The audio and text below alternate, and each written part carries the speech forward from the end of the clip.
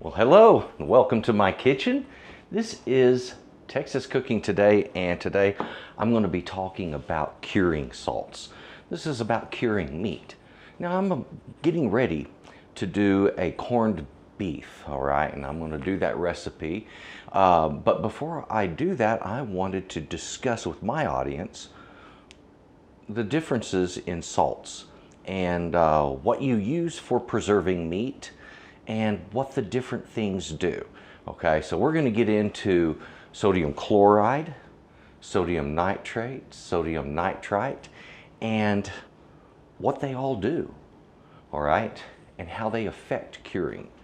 So come this way, let's look at what I got, and let me tell you about salts when it comes to curing. This isn't hard, come on over. Lots of different things that I have sitting up here. Now, before I get into all of this, if I could please ask you at some point, take a look right down below in the description box. There's some links there. There's one to my website. That's where I have my recipes. They're in PDF form. They are really worth looking at. Also got other Texas Cooking Today merch there, as well as other services and products. So please take a look at S.A.Trotter.com. If you'd like to help me out, do so through Patreon or Wisio. I would really appreciate that. And if you are any of the companies that I'm about to show on these labels and you want to be represented here on Texas Cooking Today, well, goodness, please contact me. Otherwise, none of this is sponsored, ladies and gentlemen. Need to mention that right up front because you're going to see some brand labels here, and I want to talk about certain products. Here's the thing. We're discussing curing salt. This is about how to make meat. Well, we do what we call curing of meats, and that helps to preserve them.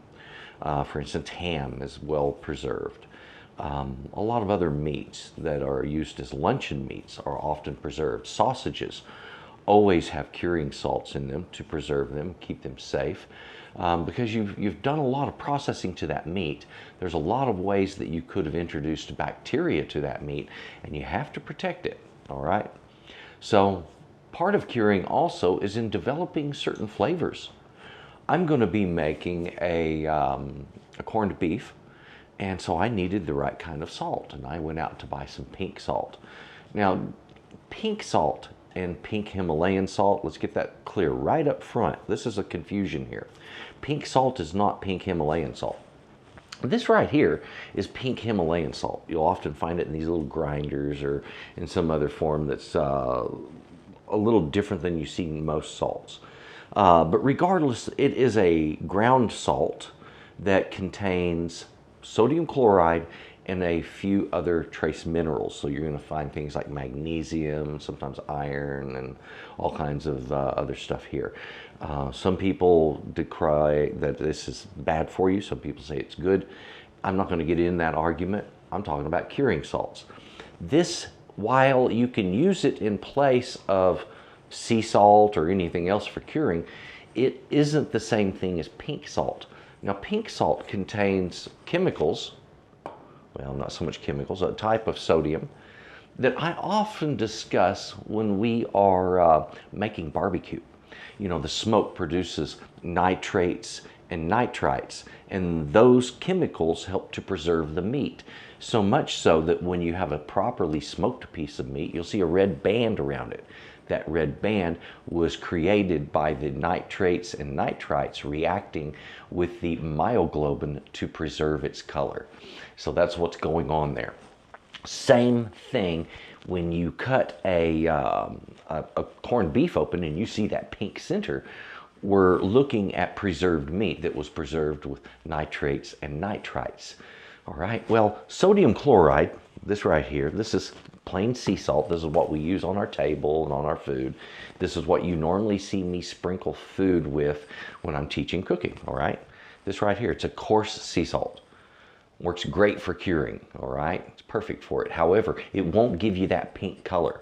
It'll cure the meat just fine, all right? It'll do just a perfect job on it, but you're not going to get that special pink hue after the meat is cooked. It's really different. When you're using something that contains nitrates or nitrites, then you're going to use something that will preserve the color of the meat. Now that's what happens in the commercial products you buy when you cook up a corned beef. All right, now keep using corned beef as an example. There's other examples like sausages and things, but I think corned beef typifies it real well because of the color inside. So we see that pink color, and that comes from the nitrates and nitrites that they cure it in. But they're using mostly sodium chloride, all right? So if you're gonna do curing and you want to use just plain table salt, like this sea salt right here, then you want to just go ahead and use let's say and I'm going to give you just round numbers here. This isn't a recipe, but let's say you use a cup of this to a gallon of water. Well, you're going to want to add a couple of tablespoons of pink salt, and that is what will give you that pink color on your meat. If you don't, it's not going to ruin the cure, but you're not going to get that pink color, all right? Now, it does change the flavor.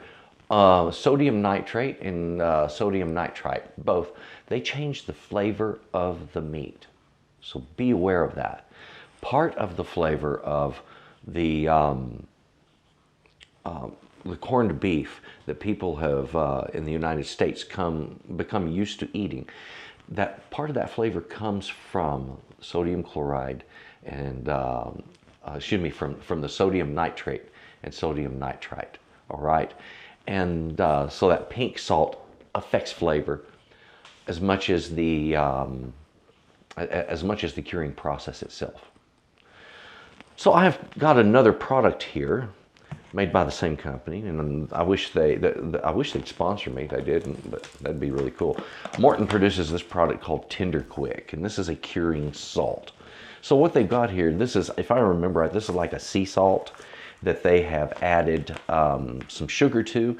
They've also put in some sodium nitrate and sodium nitrite. All right, now they don't use as much in this as I would normally use if I was combining with this. So what I'll do is use, instead of a few tablespoons or a quarter of a cup of this, I'll just go ahead and use this solely for my curing, and that'll work fine. Now, if I can't get this, but I can get the pink salt, well, that's cool. For every cup of that sodium chloride that I use, I'll add a couple of tablespoons of the pink salt. Now, if you're wondering, why is the pink salt pink? You know, they color it on purpose, okay? That is to warn you. It's to tell you this is not for your table. If you want pink salt for your table, get the pink Himalayan salt, ladies and gentlemen.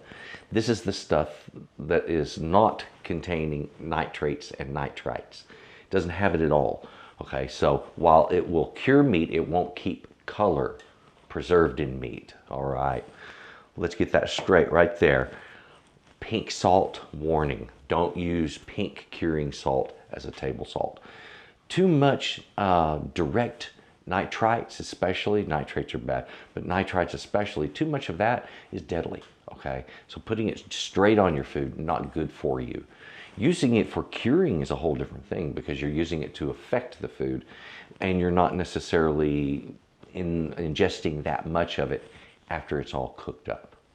All right, so there's a difference there, and that's also one of the reasons we wash the meat prior to cooking it.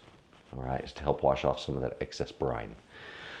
So that's what I have to say there. Now, I have this one out. This is Msg powder. All right, and I wanted to mention other kinds of salts in this. Can you use Msg for curing? No, folks, don't use this. Once you pour this into water, it's going to break into its constituent properties, and you're basically just working with sodium chloride at that point. All right, so don't waste your money using Msg for curing. Use either sea salt or something that's specifically made for curing. All right. The reason we want to use the salt that's made for curing instead of like a table salt, well, this is important. You see, your table salt, most of the time, it contains iodine. Now, iodine's going to throw the flavor of the meat. You've tasted iodine. If you haven't, then let me explain. It's got kind of a metallic flavor to it, and it's not very, it's not very good for meat. It won't work well in your meat, in your cure. So don't use iodized salt. Leave the iodized salt out of it. That's the reason everybody's going to recommend to you, hey, use sea salt. It's because it's not iodized, all right? Sea salt's a good choice. Now, corning salt. You might hear that word. If you do, what that means is the large pieces of salt. A long time ago, when this was becoming a process and it was being used a lot, especially commercially, they would purchase what is called corning salts, and that's just a large grain salt. They would buy that because it's a lot cheaper than processing the salt into smaller flakes or granules. There's more grinding involved there. Where on the bigger chunks of salt that they call corning salt, then those chunks wouldn't be as expensive. Also, it would leave some residual that would get reused in the next process. Okay, so that's how that became the big thing. All right, so don't worry if you can't find corning salt. You don't have to have it. As long as the salt dissolves in the water, you're doing just fine. So I've got some stuff out here. I'm going to get busy making my beef. I hope you watch that video. That's going to be produced next week, but I wanted to talk to you about the salts this week. So hey, if you decide you want to do this, you'll know what you're looking for at the grocery store. Thank you very much for watching this, folks. Please enjoy my other cooking videos, and thank you very much. I do appreciate your viewership. If you would, please look again in that description box. That's where my links are, and that's where you can help me out, and you can also find my recipes. Folks, thank you. Drop a comment below. Thumbs up is always appreciated. If you haven't subscribed, you really should. Click the bell so you get the notifications. You know how it works. And folks, have a good day. Bye-bye.